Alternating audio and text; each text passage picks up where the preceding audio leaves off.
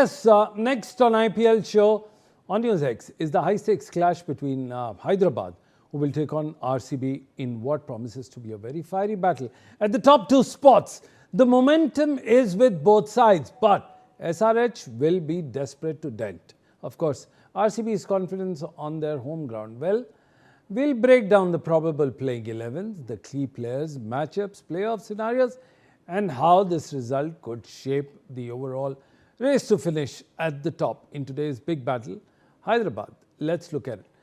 The top order batting for, the Hyderabad. Tos, are you excited to see the top 5 batters of Hyderabad? They can cause any kind of destruction to any bowling attack in the world, especially the power play.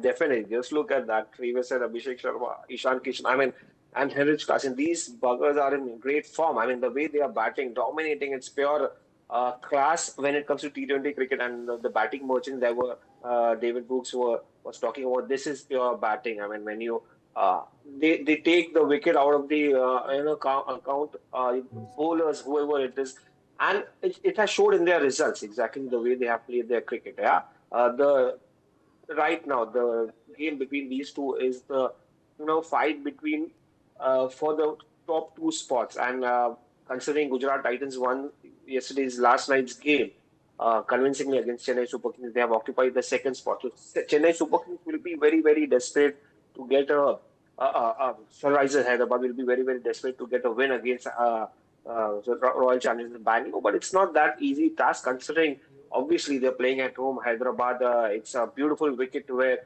it's easy to bat on. They know their condition. They'll have their crowd support. But again, you have an opposition that is in terrific form, number 1 in the points table right now. Virat Kohli being part of his side, the whole team energized.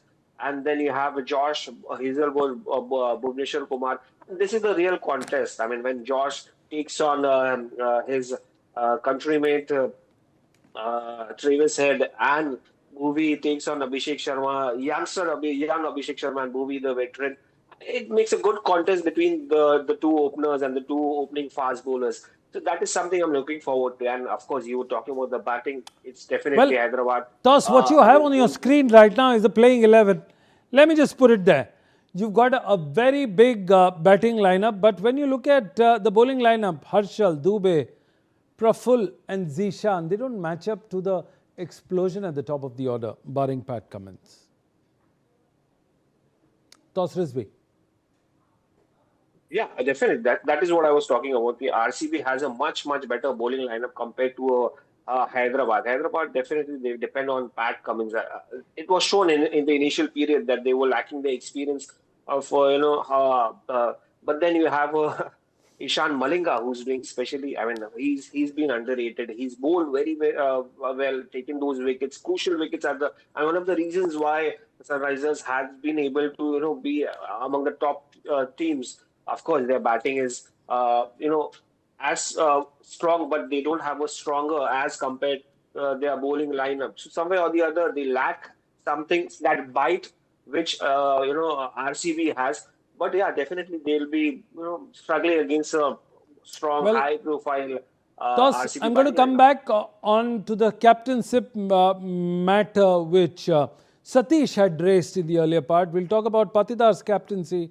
But before that, David Brooks, your fellow countryman, Salt, is playing. In fact, last night, Harry Brook didn't do bad. In fact, he took a wicket somewhere in the county. So you think Brook is doing good? What about Salt? Well, Harry Brook did. He took 3 wickets. Joe Root says he hasn't stopped talking about it since. We don't often see Harry Brook in international cricket. But yeah, he took 3 wickets in the County Championship. Joe Root got some runs as well. In terms of Phil Salt, I know that he flew back to England. We haven't seen whether he's stayed or whether he's come back out. Surely after what we saw in the last match, Venkat Iyer should be in this team for sure. He should retain his place. So I would put him in instead of Bethel. Bethel's been a bit disappointing this tournament. We need him back in England. There's a test match starting in 2 weeks' time. He's in the team without any red ball preparation. which is quite controversial. So I don't think it's doing. I think he's obviously mixing with the likes of Kohli and hanging around with those. You must learn an awful lot. He says he learns more from playing in the nets here than he does from playing county cricket in the UK, because there's so many people watching every net session. It feels like a massive match because of the huge crowds that he gets watching the practice sessions. But no, I would leave Bethel out today. I think I don't think Phil Salt's going to be fit enough. I'm not even sure if he's come back yet. I would play Venkatesh Iyer after his last innings where he looked in great form, and him and Kohli with as you say, Patidar coming back into the team. Tim David in good form. Krunal Pandya, whatever his brother's failings in this tournament, he's done well, hasn't he? David, very quickly. Very quickly. What did Rob Key have to say about Salt and Bethel's thing about the practice that they're getting in IPL?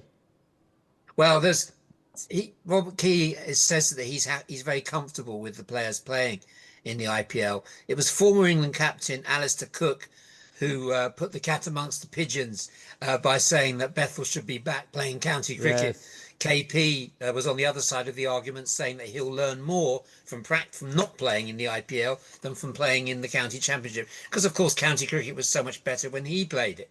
And that's KP. I would tend to take a side with Sir Alistair. I think with Bethel, he needs some practice in red ball before coming in, playing a test match in English conditions. So I would side with Sir Alistair in that particular argument. Well, absolutely. We go on to Satish. Satish, very quickly, you spoke about you need a change of guard, especially with the CSK. But what about the other skippers? I mean, there's a situation where you have all the captains are Indians right now, and they don't even feature in the Indian cricket side. I mean, isn't it ironical, laughable, comedy of errors?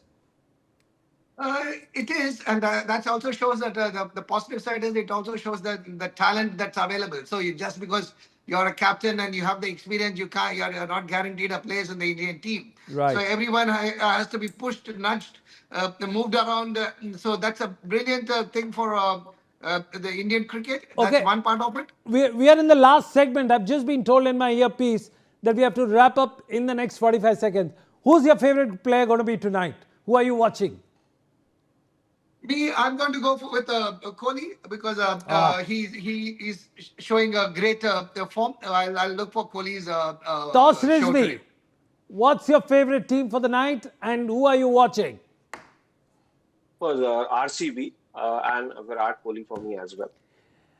Well, it seems that both the panelists have stolen the thunder away from David Brooks, but I'll still give him 10 seconds to answer. David Brooks, who's your favorite player to watch? Virat Kohli is taken. I'm siding with RCB, but the player I'm most concerned about, the one I'll be watching, is Ishan Kishan. He looks like he's really discovering his touch. He could take the game away from RCB. I'll be interested to see how he gets on today. Well, absolutely. You have two Virat Kohli fans, RCB, and one who's an eternal RCB fan, but somehow manages to side with the Hyderabad team's smashing, dashing player who's been dropped by the Indian selector. Yes, Ishan Kishan. Well, that's all we had time for. I thank all my panelists. The show is called Cricketer. This is Sunil Yash Kalra signing off and requesting you not to touch the remote. We'll be back after a short commercial break. Don't go anywhere else.